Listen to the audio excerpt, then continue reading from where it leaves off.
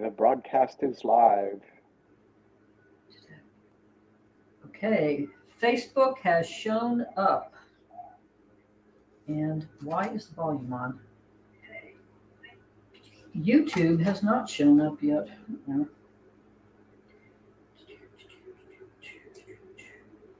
Okay, guys, I need my YouTube to work.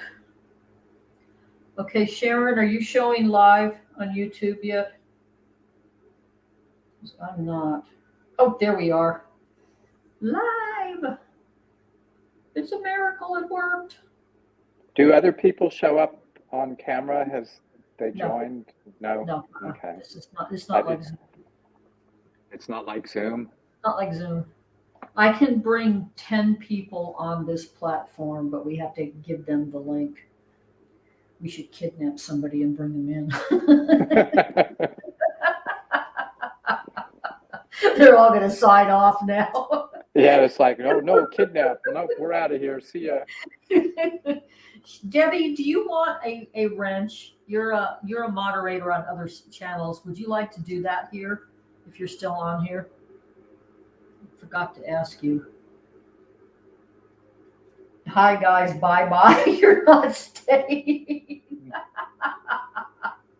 Okay, very funny.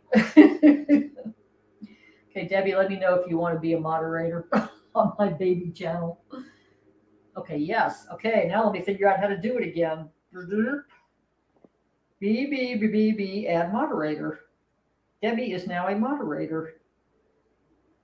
Yay. Okay. Does that mean she's been kidnapped into your channel? No, what it means is she is one of the watchers to make sure no weird trolls get in, which actually happened weeks ago, which I really appreciate.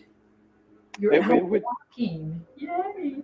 Hello. Good evening. Hi, Gina. Hi, Marge. Marge, is it Marge? Or how else to pronounce that? Marge. Okay, Debbie's got the wrench. So happy Boxing Day.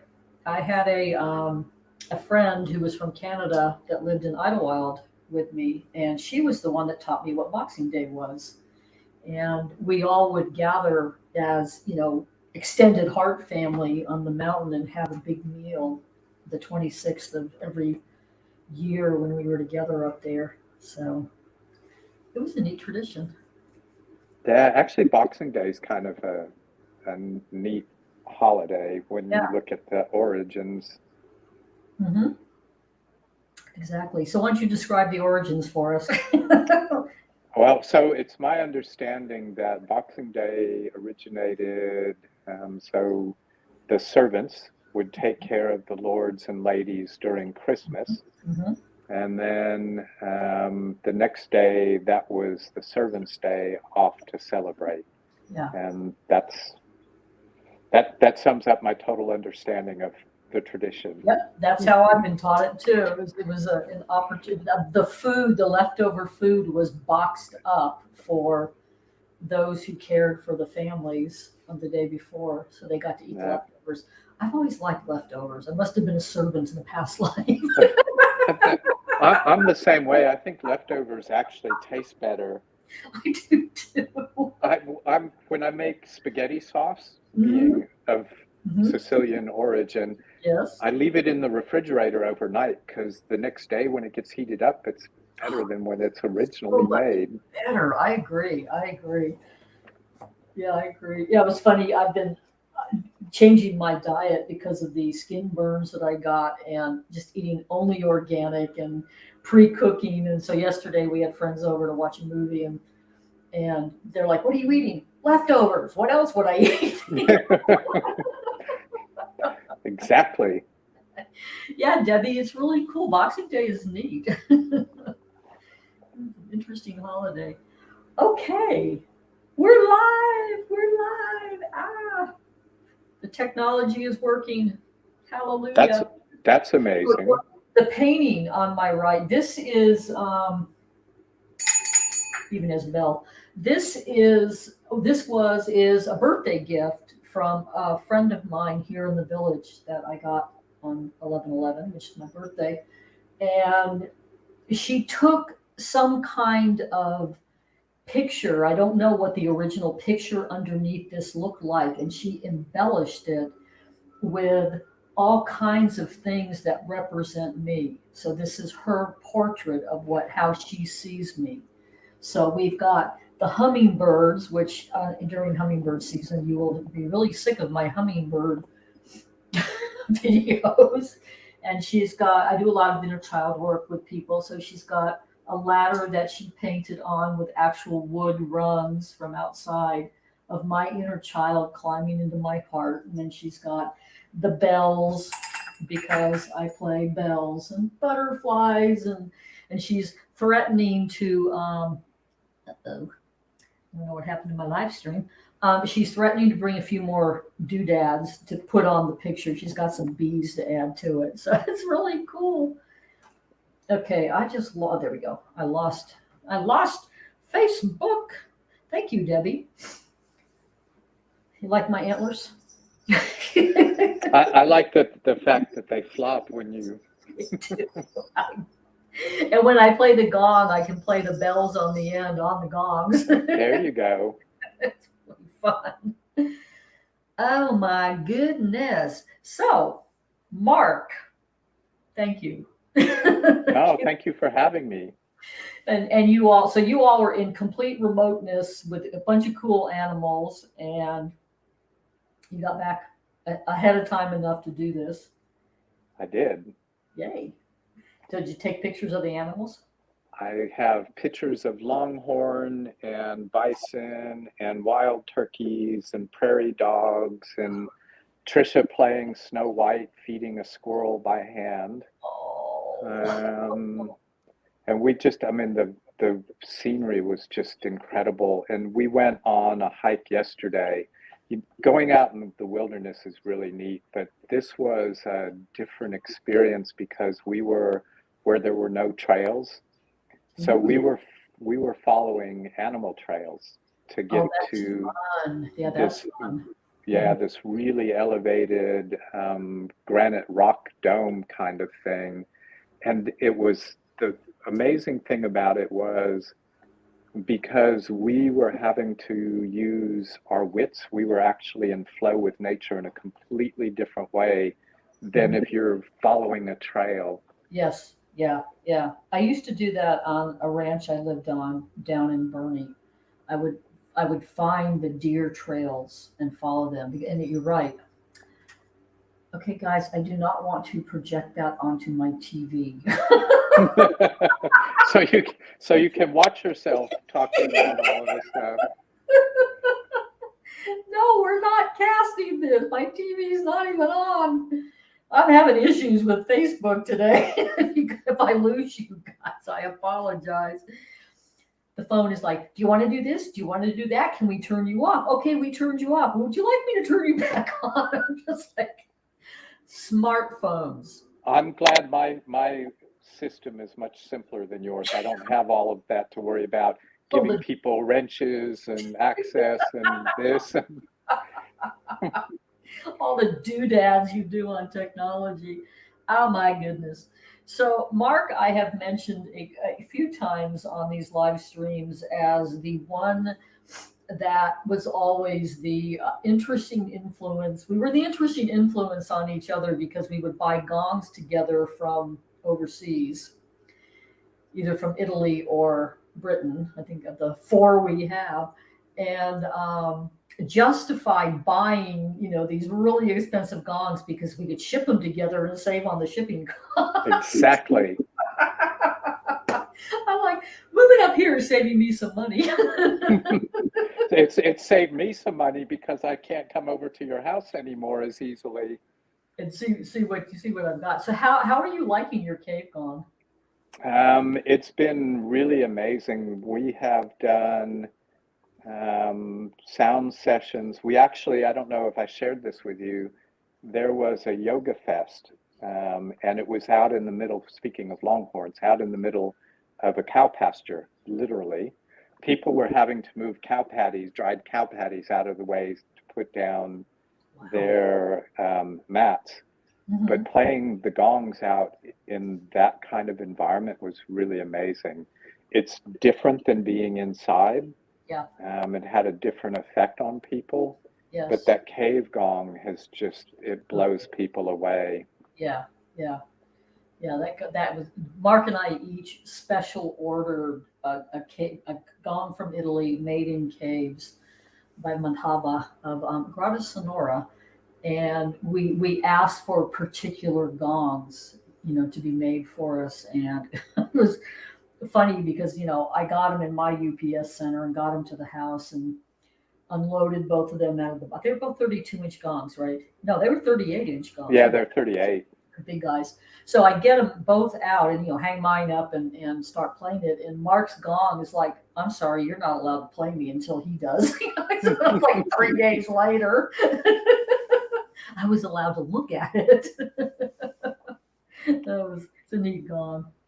Yeah, So, well, it's amazing because you were talking about looking at it. So the first thing my grandson saw, or when he saw it, was, "That's the most beautiful gong that I've ever seen." And he goes, "Where was it made?" And I said, "In a cave in Italy." And he goes, "Duh, that's where the crystals are." He said that when he was 7. I did not know they were down there. Okay, that's interesting. So that was his take on it. Yeah. The next instrument I would like to order from them in my dreams, and I think I'm going to get a 32-inch, which is the gong over here. They make the cello gongs where it's a normal gong in the background and then the strings, the metal strings down below, so you can gong and dingle. Bow. Not even bow, they dingle it with a metal insert. Oh God. Yeah, I've seen them do that. It's like, don't start talking about that because it'll go, "Oh, I need one of those too." I don't even want to ask how much it costs. They're only special ordered. That's how they do them now. I'm like, okay, I know how to find you. Yay.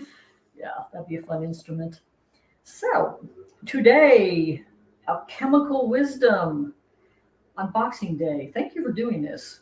Um, as you all who have been here before know that I work out of, if I can find a book on something, I'm going to. So I found a quote.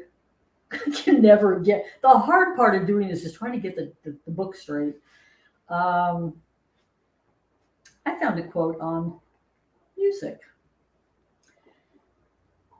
Music teaches us that conflicts are a part of harmony. Music teaches us that conflicts are a part of harmony. What does that mean to you when you hear that, Mark? Well, it's interesting because you met Vince, right? Mhm. So the first time I met Vince is he said, when you hear two notes playing, Mhm. there's an infinite number of potentials, and Mhm. you'll hear one of those potentials in your ears. Mhm. When there's two, there's always a phantom note that's played. That note that's in between those two can be harmonious or they can be discordant. Mhm. But the really cool thing is you can go from that discordant place to harmony with choice. And so, but that's part of when you have the conflict and then you bring it into harmony, that's when things I think are really special. Mhm. Yeah, that's when the healing happens. Yeah, And the disharmony in music and bowl world is dissonance. yeah. And I actually, ooh, I can illustrate this point. Um, I'm going to change sound. I have a couple of bowls sitting over here. I guess I could change the camera. I'll change the camera too. I have bowls that play A flat or G sharp, about right here on your body. And I have a couple that play G. And those two notes together create tension. And this set of bowls that I'm going to play next as our opening, um, Cornell Kinderconnect, my flute player, when we would do, this is actually our favorite set of bowls. This is our favorite combo with his notes. And the G sharps I play with E flat, and there's a really high G that was the thing that would add the dissonance to it, and the dissonance will eventually come into harmony. It actually heals itself to the point of harmony because all of the crud energy is just moved through. So I'm going to see if they'll do it for me and play dissonance. I've been playing them for 2 days, so they may not. But let me change everything. We'll do a little bit of music. Okay, we go to audio. We get the echo cancellation off, and we do stereo. Okie Everybody take a deep breath. So the first thing, Mark, can you mute yourself while we do this? Okay, perfect. So the first one, I forgot to change the camera. Okay, all these things you have to remember how to do. Okay, there we go. Okay, so I need better lighting. This bowl right here is the G, as is the big one right here. So you can tell that they're the same note, just different octaves.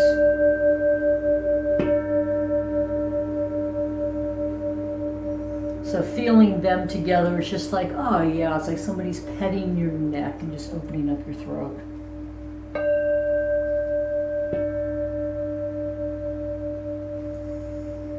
And then over here, we have the G sharps.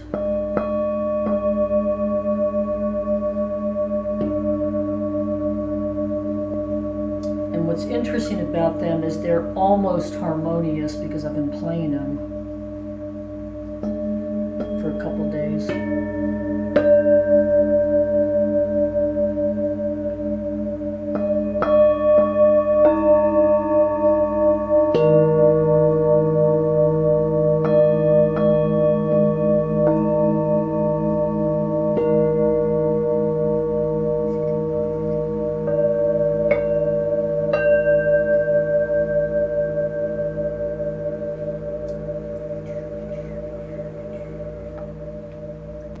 Okay, you all in the audience are just in complete harmony. I can't get them to go I can't get it to go. I cannot get the dissonance out of it, which is funny. Okay, changing back to normal cameras. There we are. What's interesting when I teach classes is if I want to illustrate dissonance in notes, I have to do it right in the beginning of the class, because by the time the group gels and we've been playing instruments, they all come into harmony. And that's the neat thing about ancient Tibetan bowls, is they do come into harmony. So they're not cooperating. But that was my quote for tonight, which I cannot illustrate. Oh well. So Mark, I know a lot of what you've done over the years. How long have I known you? It's been a number of years. Yeah, it's been long enough for me to store lots of money in instruments. It's where our savings account is. I don't know. What has it been? It's been at least 4 or 5 years. It's been 5 years because I think it's been five or six. God, that's cool. Oh yes.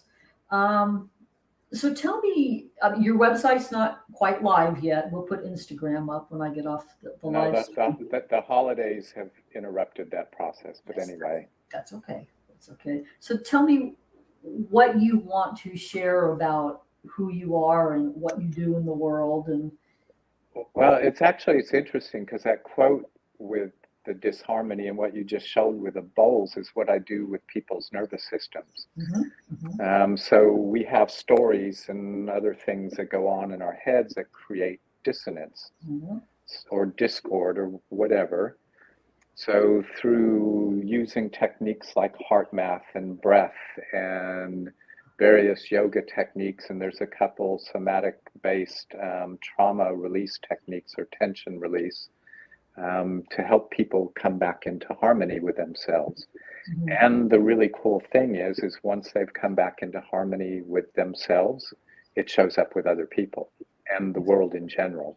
Exactly. So that in a nutshell is what I do. And so I'll use sound instruments, bowls and so forth, and the gongs. I also use horses as well, because horses are a really, really powerful way of bringing people back into harmony with themselves. Yeah. Explain that for people. And by the way, if anybody has questions, please type them. I'm watching both streams.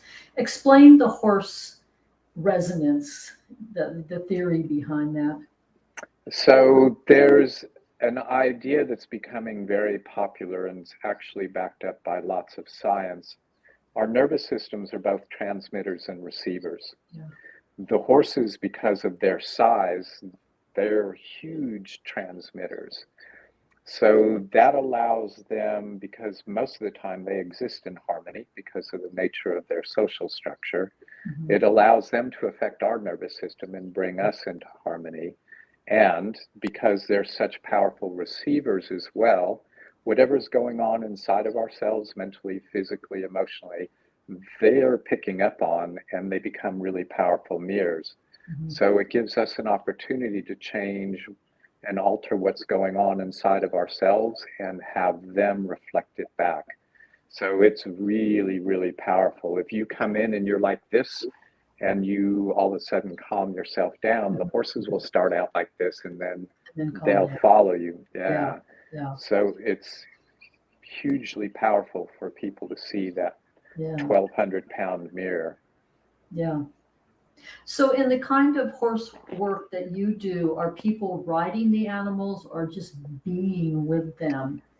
There, we do what's called a journey ride, which is kind of a shamanic thing. But other than that one thing, it's on the ground. Yeah. And so it's a way of interacting and teaching people when they show up in a respectful, trustful place, the Mhm. horse will connect with them automatically. This Yeah. connection shows up. And Yeah. it's really amazing because without any kind of physical connection, when a horse connects with you, they start to follow you around Yes. Yeah. and mimic what you're doing. And when people see that, they're just blown away. It's like, wow. Yeah. Because those are such big animals. I remember I have the ability, and I've been trained to communicate with animals. And this was, God, probably 30 years ago. I was out at a friend's ranch in the hill country, and she had saddled up. There were four of us out there. She had saddled up the four horses, selected who we each were going to ride, based on what she knew about her animals. And her boyfriend of the time went up to the horse that I was assigned to, and in what I would call, being kind, a dissonant energy, hopped on the horse to show off. And the horse promptly bucked him off. I mean, immediately, like, I don't want that on my back. And I'm looking at this going, oh crap, I have to get on that horse next. And I just walked up to the nose of the horse, put my forehead down there because, get the third eye to the nose and just communicated, I don't really want to be thrown off of you. What do I have to do so that that doesn't happen? And that horse communicated to me, you stay connected to me and we're going to be fine. And this was, this was new. Don't think I had, maybe I'd been on one or two horses before that. So I get on the horse and we're just out in the bush. I mean, we're like way out in the middle of nowhere. And I was practicing a kind of breathing meditation where I was in psychic communion with this animal. And there was one moment where I allowed distraction. And instead of throwing me off, he just took me and bumped me into a bush and came back on the trail and said, come back. And it was like, that was really cool. But I mean, they're amazing teachers. I look at them as teachers. Yeah, they are incredible with what they can show us. Yeah. You've seen Avatar, haven't you? Well, of course. Of course, duh. Many So, times, yes. so when they talk about suhelu, that connection that they have, that they do physically, Yeah, they physically do that. that's actually what we do. And it doesn't Yeah. work with just horses. It also works with all animals. Yes, it does. But horses is because we've been in connection with them, has a culture and has a species for so long. We've basically grown up together. Yes. That's a really strong connection, and they don't like it when you disconnect from them. No, they don't. No, they don't at all. And I learned living in Bernie on the ranch, I learned that the deer herd that was in my portion, I mean, they were sort of in my yard of where my cabin was, because, I moved into that, the cabin had been empty for 2 years, and I basically sat with Louise, the head deer, the matriarch, and said, okay, this is your territory. I'm coming in as the student. Teach me deer. And what I learned being with another herd, a herd of animals that are prey usually, is they acted just like horses. I mean, they Hmm. were, it was almost an identical energy. And I would, Louise and I were like two old farts just hanging out together. Right? We just sit in the grass, just hanging out together. And I remember one day they were alerting on something way over there, and she's standing there with the ears forward so she can hear it, and she's looking. I don't mean I can't hear anything. I can't see. I'm just like, you know, communicating with her, going, I have no idea what we're looking at. She goes, doesn't matter. It looks good. You're helping me. I'm like, okay, I'll just Yeah. be here and add some energy to the mix. Well, But the amazing thing is when you get quiet and still enough, is yeah, our nervous systems communicate. yeah, And it's not just with other nervous systems of yes, humans, but across. Yeah, it's really amazing. I know you've shared with me before that story when you were on the ranch. It sounds like a really magical time. it was. Yeah. Well, and I had, by that time, I'd lived in places in the traveling I did with the bulls. I had lived in places that had horses and just would always fought, we would walk around wherever the land was so I could learn horse. I like learning horse. And I knew that in horse therapy by then that if somebody walks up to an animal like a horse and is trying to pretend they're not angry, kinds of problems can happen. and and there was a day that I was really upset about something, and I needed to go out and feed the deer because I that's what I was doing as my exchange for going to school with them. We were in a drought, and I walk out and I'm apologizing to the whole herd. I'm like, look, I am really angry about such and such, and I don't want to bring that energy out here and upset you. And they're just like, you're not pretending to be anything other than angry. It's okay. And they were fine. They were just like, yeah, you're authentic. We're cool with that. And that's the amazing thing is animals respond to authenticity. It's like you just said. If Yeah. you're angry, own it. Be angry. If you're scared, own it. Be Yeah. scared. But if you're in congruence with your own emotional system, Yeah. the animals are okay with it. Yeah. It's when you're going, I'm not angry. I don't know what you're talking about. The Yeah. animals are going, yeah, you just stay over there. Yeah. They don't like the non-authenticity. Yeah. I mean, they are amazing mirrors for being authentic. I mean, dogs are Yeah. the same way. My dog, when she was alive, was the same way. She would start acting in a way that would mirror me 2 days before I knew I was there. It's like, Yeah. yeah. Very psychic little animal she was. Gee, there's a surprise, a psychic little animal that you owned? No. Yeah, I had a guide in fur. How many of you guys all out there have guides in fur? I've seen them on. I've seen them on the screen before. Hmm. So, tell me a little bit more about the work you're doing now. I mean, I met you. You did some light work. Weren't you doing light work too? Yeah, I have that. I haven't used that very much on myself. So that the Angelite. So the idea is different frequencies would put you in different states of, so it would take you all the way into deep theta states. Right. But I've become more interested in not creating those kinds of things with outside devices, but using some of the techniques with yoga and breath as a way of hacking into the nervous system. That's one of the amazing things when you start looking at some of the Vedic texts is the rishis, the people who created the system of yoga, already they knew how to hack into the nervous system. That's what it's all about. It's about healing the nervous system. Yes. So yeah, I still every once in a while play around with the light, but I've become really fascinated with other techniques as well. Yeah, and that's we both have heart math in common, and that's the more modern version of hacking into the nervous system. And what I've done is taken that modern day way of doing it and adding music, because if I can add music to anything, I will. My goodness, Peter, it is fantastic to see you on here. Oh, I haven't seen you since California days.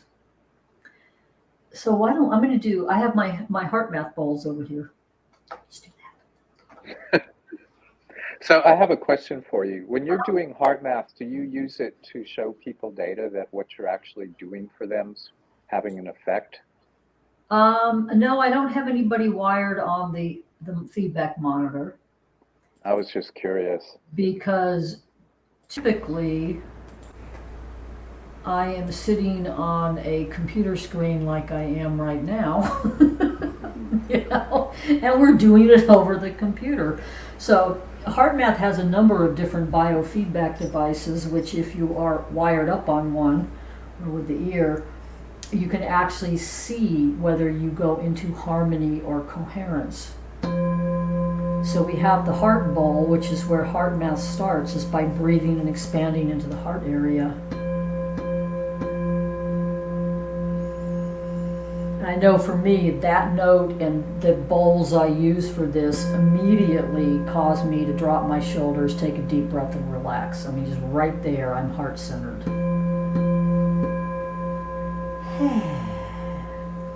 And then HeartMath has you add a regenerative feeling like gratitude or care or appreciation. And it's like a heart-centered experience, not a head story. It's down here in the heart still. And then all of that is with breath directed up to the head.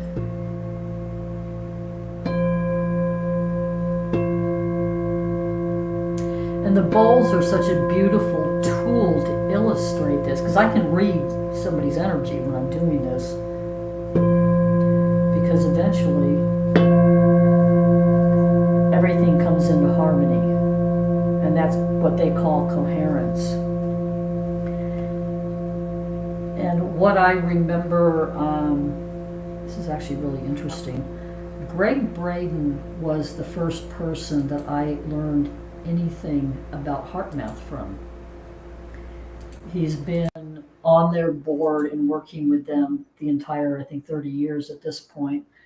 And what he talked about in the first book of his was that HeartMath in their original research were measuring sine waves, basically.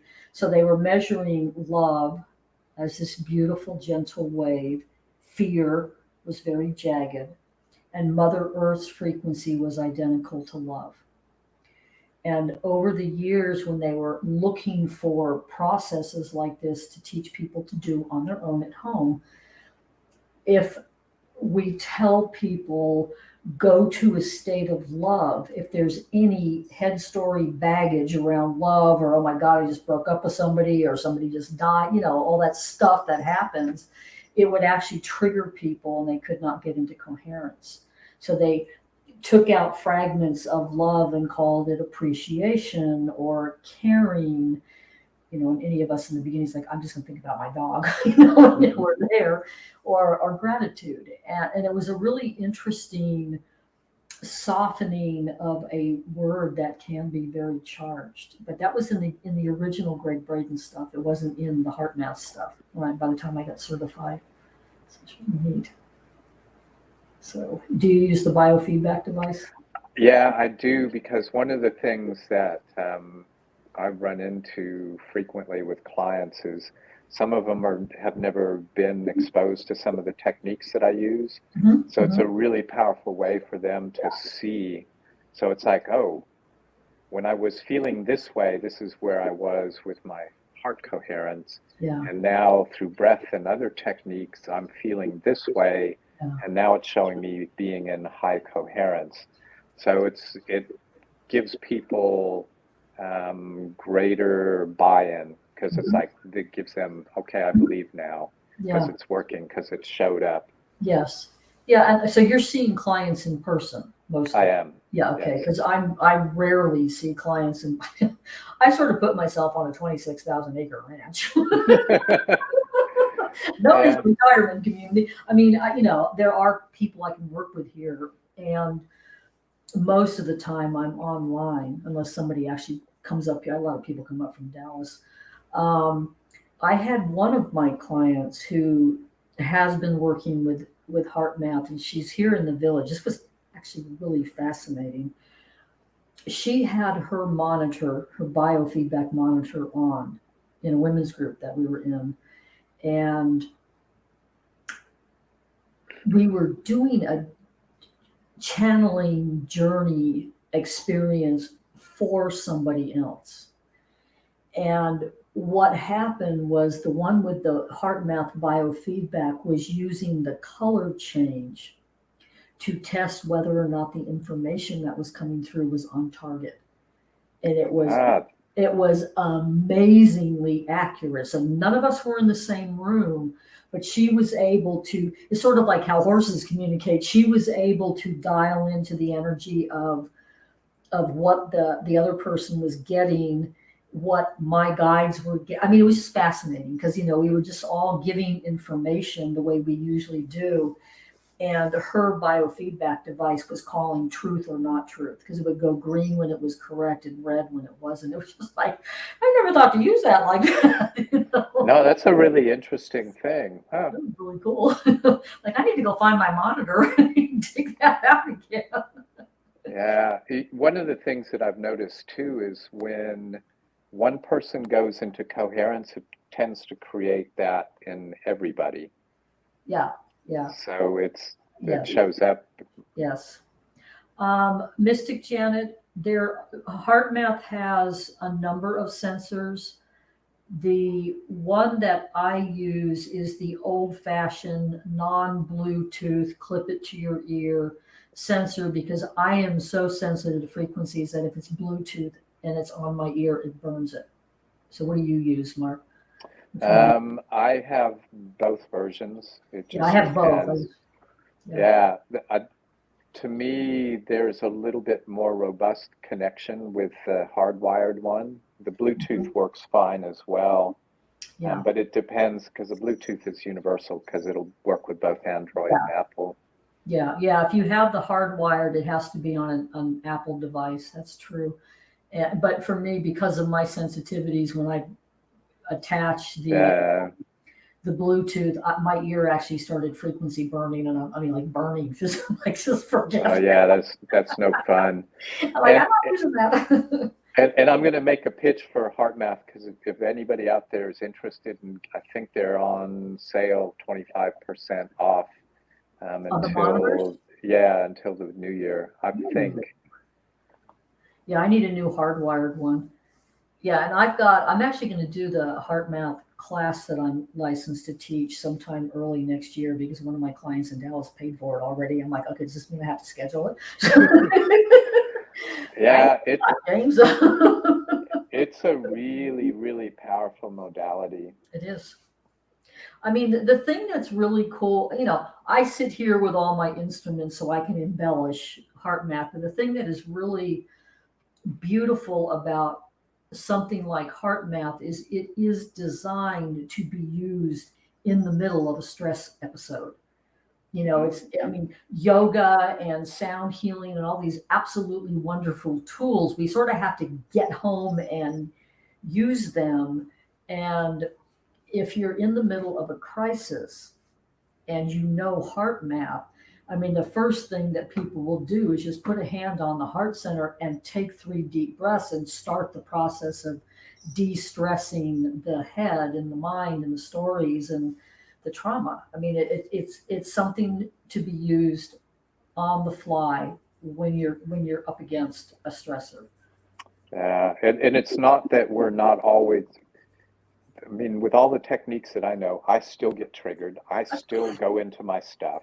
Yeah, But one of the first things that I teach my clients is the simplest, quickest hack is just to slow down your exhale.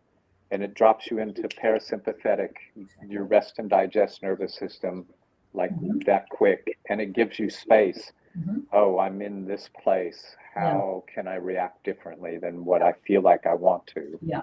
The flight or fright. Oh, fright's a good word. Well, and I know for me, you know, I had childhood trauma incidents. Yeah, I needed that yesterday. I got triggered by your father-in-law. Yeah, Christmas. Um, for me, I had developed a habit of not breathing when things were happening. It was an escape mechanism. And heart math and yoga and everything else I've done over the years in my own practices has taught me to force myself to take a breath when I'm stressed. And that can change anything right there. Yeah. To take a breath. And it was funny, I remember these days. I just started doing yoga and it was really hard to breathe into my heart space. This is long before heart math. And I would practice sitting at the chair doing work and just like spread my arms back and open my wings so that air could get in because I was protecting myself. And back when I took the heart math training, there was controversy over whether or not you should touch the heart area because they were trying to pitch it to corporations. And oh my God, if a woman touched her heart, that's the wrong place. It's just like, seriously. And I finally realized, realized when I watched Greg Braden in Dallas 5 or 6 years ago, he's standing there holding his microphone in his left hand with 2 fingers on his heart center, which is a very weird way to hold a microphone. And finally, he tells on himself. He's like, "Yeah, this is activating my heart for heart math, so I'm breathing." I'm like, "That's brilliant," you know. It's like that's pretty tricky. I like that. So, okay, Debbie, what were you saying? It's getting better though. Yeah, Debbie got triggered by her father-in-law yesterday.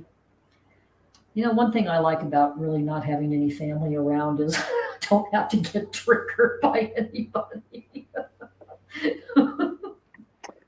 Yeah. You know, it's there are some advantages to that, aren't there? Don't have Yeah, to repeat the same patterns over and over and over again. nope, nope. I had 3 people over here yesterday, and we just ate food and chatted and watched shows. You know, so it was really very peaceful. It was very nice. Uh, it's interesting. I mean, I wonder if anybody ever has truly escaped their childhood with no trauma. I don't know if I don't anybody, know. you know, and I've read a really interesting definition of trauma. Trauma is anything that overwhelms our nervous system and our capacity to deal with the energy coming towards us. So it's like a loud noise is traumatic. Yeah, yeah. For hearing sensitive people like me, that would be true. Speaking of which, it finally got dark out, and he shut that stupid leaf blower off out there. Somebody started blowing leaves like, Well, you you're know, lucky he doesn't have one of those big headlamps and he's not still out there "Oh, doing it. don't do not give him any ideas." It's a nice thing about not having big street lights. It's not light out. Yeah. I'm like, really? You have to start this now? And it's so ironic in this neighborhood, in this place, the only loud noise I ever hear here are leaf blowers. I mean, summertime, there's one boat out on the lake that pulls somebody for skiing, and that's loud. Other than that, there's no noise here. That was one of the nice things about this weekend is the loudest noise was coyotes at night, um, the longhorns mooing. There were no car traffic. There was no planes. No, it was just nature. Yeah, same. And talk about. Oh, I know. That's how it is here. I can hear the wind in the pine trees because all the leaf trees have dropped, and now the pine trees have a very distinctive sound that you can't hear when all the leaves are on the other trees. But the pine trees are taller, and there's just I'm used to it from when I lived in Idlewild out in California. That sound of the wind, and it's like, oh, there it is, and you can hear it dancing, off in the distance over trees as it comes in off the lake. Janet, who are you talking to about snow? I had a few flakes a week ago. Now I've got all my hibiscus outside because it's warm enough. This place is as crazy as Texas's weather. Oh, to give our roses are blooming. We have other flowers that are blooming. Today, I think it was 75. It's been in the 80s with the lows in the 60s. It's crazy. Wow. I think we get our first drop below 30 sometime this week. I think it's supposed to be 29. God, and we started going into freezes sometime the beginning of November. And I've got a greenhouse in the garage for the big tall shrimp plants, and I've got the rest of the bloomers in my sunroom. And they are like, we're warm, we're going to continue blooming. It's just like, you guys are acting like it's summer. Where are the bees? They're all asleep. Hummingbirds are down in Mexico having a vacation. But yeah, it's been really neat. In the house I had in Plano, bringing stuff in the house didn't work because there wasn't any sun coming in the windows. It just wasn't there. And having a sunroom, I mean, I am so excited about having plants bloom all winter long. I bet. Including hibiscuses and coleus. It's summer here in Oz. Oh, that's right. You are in the middle of summer. Oh, cool. But it's freezing okay, how do you define freezing? I know people, my plants are confused. I don't know. I've got plants that they're, I guess, originally from the tropics. So if it's warm enough for them, they're going to bloom all year without a problem. And I'm just putting them in situations where they are warm, which is nice. And there's a lot of sun that comes in that sunroom. It's been fun. I used to do that in Idlewild in California. I'd have 3 feet of snow out there, and I'd have hibiscus blooming because they were in a really sunny window. And it was just like, okay, that's just the way they are. Keep them warm. 14 degrees. Holy moly. That's cold. That is cold. Wow. Wow. So tell me a little more about what you're doing now. So you're meeting with clients in person. You're still teaching. Yeah. Are you still doing yoga classes? Yep, I still teach yoga. So it's kind of blending experiences that I've had with my own practice with some of the techniques that we've been talking about. So heart math, different yoga developed the science of breath thousands of years ago. How many ever thousands of years is subject to debate, but a long, long time ago. Yeah. So I've been really using that to great effect with clients. Getting them to breathe consciously completely takes them out of their story, puts them in, it almost automatically brings them into their heart. Yeah. So they become somatic and it takes them out of their head. And that's when some really powerful shifts. So heart math, breath work, yoga, sound on occasion when it's called for. I still do sound sessions for clients, which is always really powerful. If somebody has something that really intense that they're working through, sound can be of great benefit because it Yeah. gives them, Yeah. anytime that somebody needs space, sound is Mm-hmm. a really powerful way of giving space. Yeah. Yeah. So they can make different choices.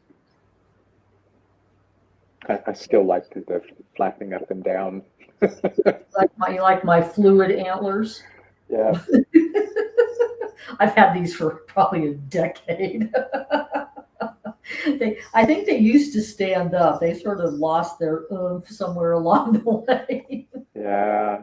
You know, we were talking about speaking horse and about the nervous systems. I was Mhm. just thinking about, I just worked with a client for the first time. He's 10, really, really sensitive. His mom thought he might be on the spectrum. I don't think that, I hate those labels because I don't think Mhm. it's accurate. Mhm. But he was, at least with me, mostly nonverbal. But like you, I could read what his body was telling me. Oh yeah. And everything that came out of my mouth was registering with him because I saw him mimicking what I was telling him. Yeah. And I was like, but then I started speaking body Yeah. somatically instead of verbally. And Yeah. then this different conversation showed up. Oh, that's neat. Well, and it's, we have to find the language Hmm. working with people. I was talking with a client about that, the one I had before this, and music for me is a language because of my background. Absolutely. It is a way to pray and intend and teach and open. I mean, I would rather speak music or energy most of the time than words, and because it's more effective for me. So I have an interesting question for you. Uh-oh. Do you think music was humans' first language? Hmm. I'm Because listening to. Hang on, I'm listening to the guys. Um, I'm actually hearing no for humans. hmm, For Hathors, the ones that where I'm from is the 11th dimensional Hathors, and it is the only language. It's all frequency and like Tom Kenyon, the way he sings Hathors. Um, yeah, I'm using a really a broad or definition of music yeah. What because, what do you mean by music? so the sound of, the wind through trees is a form of music. Yeah. Uh-huh. And for instance, when I watch an animal move, the rhythm of their movement is a Is form of music. music to me. Okay. Okay. That definition, yes. Yeah. I would think that because we would be observing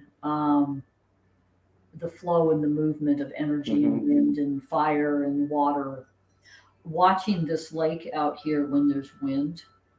I mean, if it's a really strong storm, it's solid across the lake. There's I've seen whitecaps, but when it's not like that, there will be one patch of a song going this way, and one might come that way, and Yeah, that part is clear as glass, and nothing's moving. So it is for me. That's a language. That's a yeah. choir singing and having conversation. So yeah, that I do. I get that. Yeah, it's interesting. You remember when you told me that I should go meditate by the lake? Hmm. So I've been really religious about doing that, whether it's raining or storming or Hmm. cold or not. I have been going, and it's interesting because there'll be patches where it's quiet, where the water's still, Yeah. and then you'll see the wind come, and then you'll see the two different patterns of wind interacting with each. It's Yes. amazing. It is amazing. I mean, I never have lived anywhere near a lake. I've lived on the ocean, before, and that's a little more consistent and because there's wave action. But watching a lake have its moods, there's moods, I mean, and then the interaction between the lake mood and the sky moods, and the most fun for me is when there's fog involved, because then everything blends into one. It's Yeah. fascinating.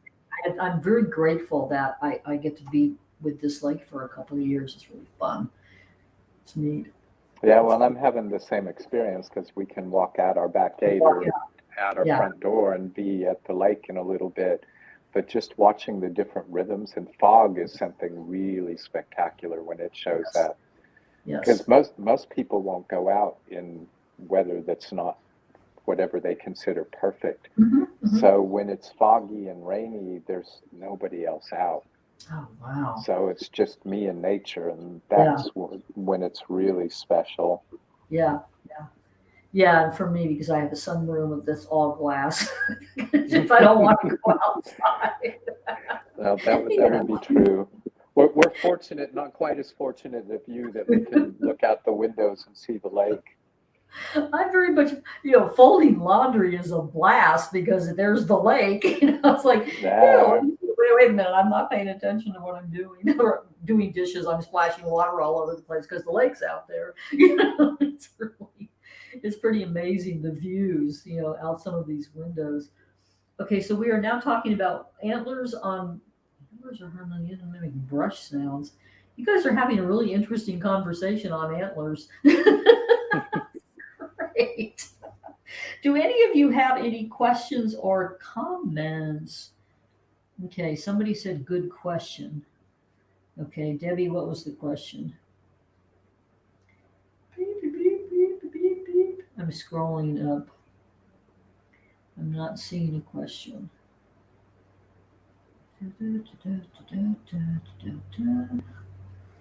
Huh. Okay, let's see. Ooh, it's time to do some gong. Oh, what Mark asked me. Okay, yeah, that was a good question. Okay, I am going to change sound, and I guess I should change camera too, and do a little bit of a gong for closing. Body boo boo boo boo boo boo boo. Boo. Obviously, my lights aren't working up here, but that's okay. It's sound, it's not lights. Okay, let's see if I can two hand this.